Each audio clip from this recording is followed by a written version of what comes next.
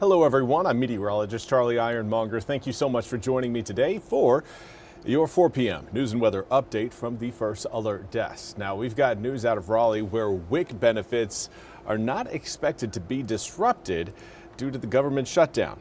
North Carolina Department of Health and Human Services says the Special Supplemental Nutrition Program for women, infants and children, commonly known as WIC, is still operational despite the shutdown.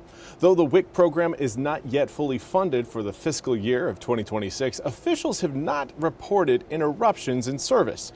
Earlier this month, the USDA directed the state to delay November SNAP benefits, leaving 1.4 million North Carolinians without benefits starting this weekend.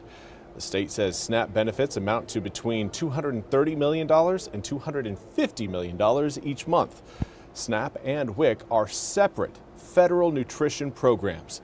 WIC provides resources like healthy foods, breastfeeding promotion and support, nutrition education, and community referrals to low-income pregnant, postpartum, and breastfeeding women, infants, and children up to the age of 5 who are at nutrition risk. Now, DHHS says additional information will be shared if there are any updates or changes to WIC operations.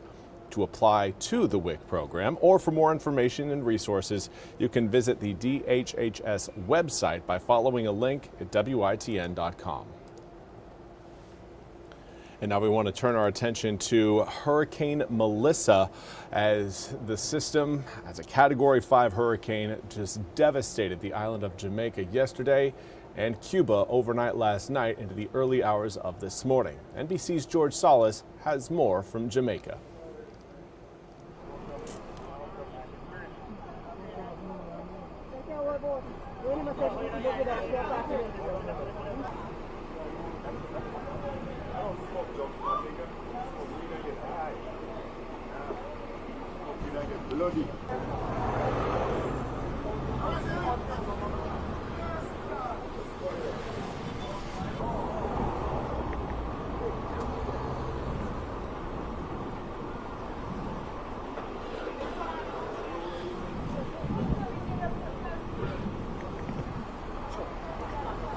Apologize. It does appear we're having issues with the audio for that story. So we're going to get right into, of course, the latest from Hurricane Melissa. And that is right here on your screen. A 100-mile-an-hour maximum sustained gusts right now with 100-mile-an-hour maximum sustained winds, with gusts reaching up to 120 miles per hour. Now the pressure reading is at 974 millibars and the system is moving northeast at 15 miles an hour. That forward movement speed for us is going to be the most important piece of data that we get from Melissa. The faster the forward movement is with that storm system, the less wave energy and the less beach erosion we will be exposed to along the North Carolina coast.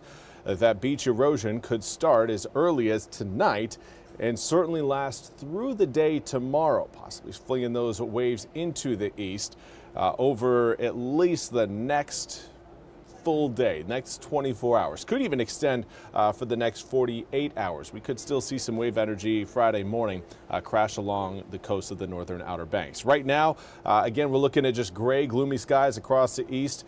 Zooming the picture out a little bit further, you can get a pretty good read on exactly where that area of low pressure is just by following the swirl of clouds. Right now, that low is sitting pretty much right along the Tennessee-Alabama border. It is going to, again, continue to work its way towards eastern North Carolina, but for now, really light raindrops coming down across the east. Heavier stuff further back towards the west associated with that system, and that system will be moving over eastern North Carolina coming up early tomorrow morning. By the time we get to around, I would say, between around 4 to 6 a.m., that line of storms is going to be crossing over I-95. And from there, it will slowly work its way across the east, pulling away from the Outer Banks. By the time we reach, generally, we'll give it around lunchtime. So noon to around 1, maybe 2 p.m. And after that, we are looking dry. Obviously, right now, we still have some raindrops coming in from the south. Air temperatures sitting in the low to mid 60s throughout most of eastern North Carolina. A few of us still in the mid to upper 50s, though. The heat's been hard to get with cloud cover and a northeasterly wind staying consistent throughout the area. Those winds will relax a bit later on tonight, but will not be going calm. They're actually going to be turning out of the south-southwest, and that is going to be a big boost in our heat potential. We are going to actually gain heat overnight tonight into tomorrow morning. Right now, again, you're looking at air temperatures that we could still see by the time we wake up tomorrow. Now, as we make our way through your evening hours tonight into tomorrow morning, there could be, again, maybe a few downpours along the coast, but the heaviest rain will likely again roll in once that boundary rolls through. Now, models, at least the latest model runs, continue to give us more of a messy looking frontal boundary.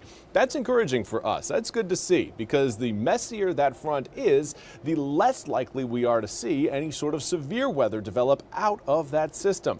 So that is certainly encouraging, but what we do know, everybody is going to be receiving rain early tomorrow morning. It should last for maybe about 30-45 minutes or so, and then a lot of those showers will start to dry back up again. I'm talking about that main line. There will be some rain showers out ahead of that main line that may adjust that timing estimate that I just gave you.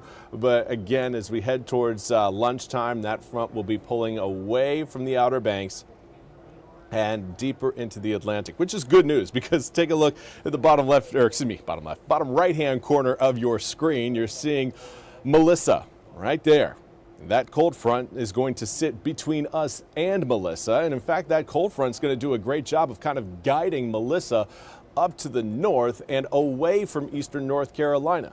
So while we are going to experience wave energy along our coastline from Melissa, that's really the only impact we are going to see, as high pressure will build in from the west, and that will keep us very sunny and mild for the next several days. Here's a look at your full 8-day forecast. And again, looking at the mid 60s for your Friday, Saturday, and Sunday.